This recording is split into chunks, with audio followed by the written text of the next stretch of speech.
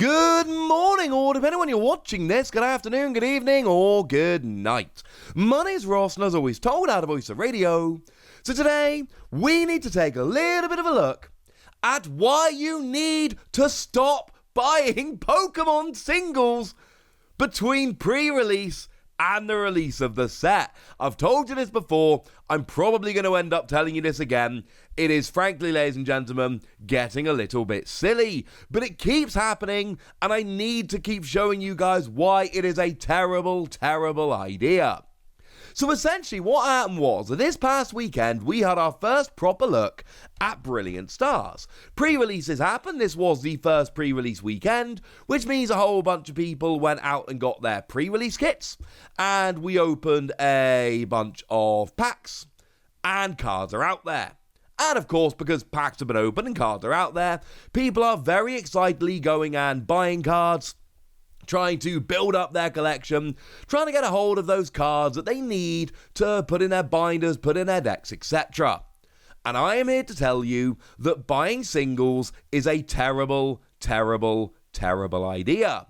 Now, I mean, look, and I need to make this super clear right at the beginning, you do you. All I'm doing in this video is bringing you guys some friendly, cheerful, jovial advice. I'm a pretty cheerful man. So, if you want to go, well, see, I don't care, mate.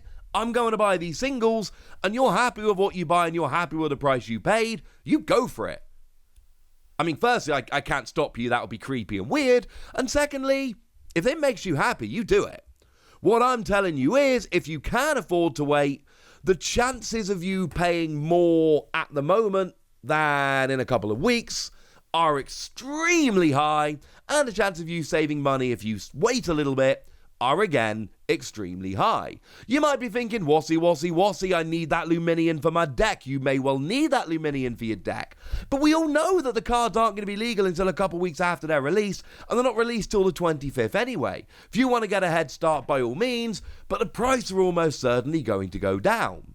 Because the fact of the matter is, right now, a lot of the prices you're paying are going to end up being a little bit silly. I mean, we can take a look at some of the chase cards from the set. Now, this one is not immediately apparent like some of the others, but there are a couple of cards which, in theory, should be standing above the rest, I think is fair to say.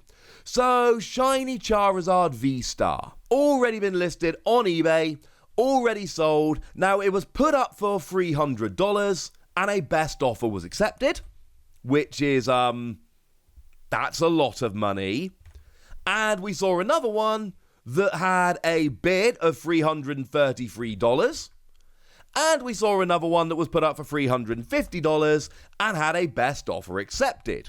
So right now, this Charizard VSTAR, the Rainbow Rare version, is selling for around about $300 on eBay. That is a ridiculous amount of money, especially when the pull rates of Brilliant Stars are not looking as bad as they've been in previous sets. That is purely anecdotal based on one weekend of pre-releases. Take that with a giant pinch of salt. But also, we don't know where this is going to settle. And the Japanese version, although expensive, is not going for anywhere near this. So this seems like people are jumping the gun massively. Why would you spend $300 on a card right now when, frankly, you've got time? Remember, more of these cards are going to be opened in the next few weeks, especially, when we get a couple weeks down the line, pretty much exactly, and the set releases properly, we are going to see a gigantic increase in supply. So many more of the cards are actually going to go out there onto the market. Lots of people are going to open them. Lots of people are going to be selling. And the price of these cards inevitably, and I'm going to show you some examples in a moment, inevitably are going to crash, and it's going to get a lot cheaper.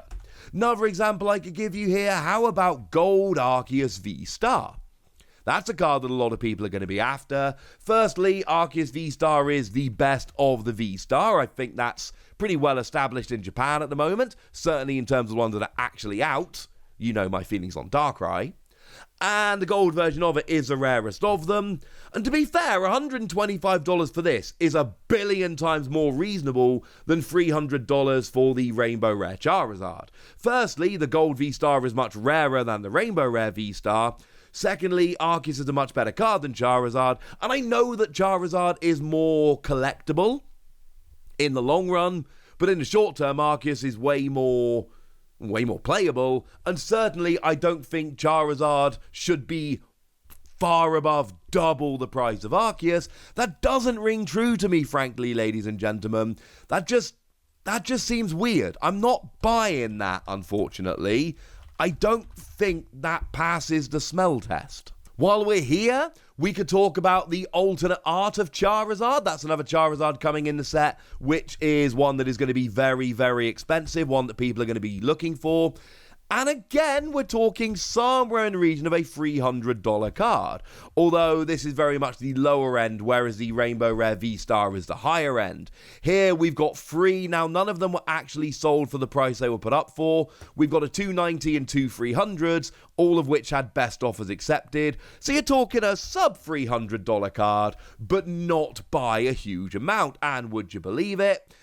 I don't think that's a good price to pay. This seems like it's far too expensive. Don't get me wrong. It's a chase card. It's a Charizard. It's an alternate art. These are some of the rarer cards in the set. This is not going to be a $20 card. But a $300 card? I mean, if you're going to be buying it now, then it's essentially because you just want it right now. You don't care what it costs, and that's fine. You want to be one of the first to grade it, so you can be one of the first to sell a graded copy, which, to be fair, as far as reasons go, it's pretty good. Although, again, my advice would still be, do not buy the first graded copy. Wait for a bunch of graded versions to make their way onto the market, and then pick one up for far, far cheaper. But there are good reasons for buying it now. But if you just want the card, paying $300 after the first weekend of pre-releases, I'm sorry, doesn't seem like a particularly good idea. Let's take Mew VMAX as an example. Now, 3 months ago, when you had the pre-release for Fusion Strike, I told you don't buy Mew VMAX, the alternate art, now.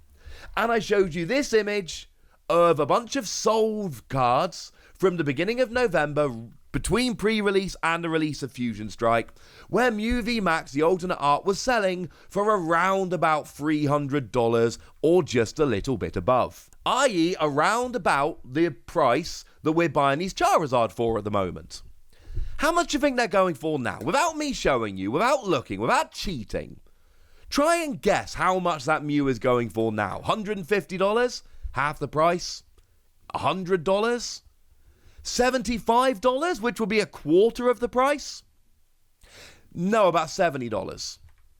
That is about a $70 card now. The last 3 sold listings over on eBay, all of which sold in the last few hours, sold for $110, $70, and $70.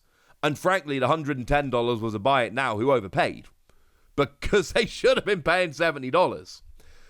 That was a card people were paying over $300 for after the first weekend of pre-releases of Fusion Strike, and it's now selling for $70. So when I'm coming out and I'm showing you these videos saying, seriously, stop buying these singles, wait for the set release, the price will go down, I'm not just sitting here ranting at my computer for the sake of views. I am telling you that if you bought Mew VMAX when Fusion Strike had its first weekend of pre-releases, you paid 4 times, maybe more, what you would have paid if you went and bought the card today. Is it really worth getting it early for that much? Now, at this stage, some of you might be thinking, Wassy, come on. That's one card. Surely that's an aberration. No. It's a less extreme example, but I showed you Espeon VMAX. I showed you 3, again, that were sold in that same time frame. One for $150, one for $250, and one at best offer accepted on $250. And if you go onto eBay right now, the last 3 sold were $81, $102, really rounds up to $103, and a best offer accepted on $85. So you're talking around about an $80 card. Weirdly ended up actually being a tad bit more expensive than Mew.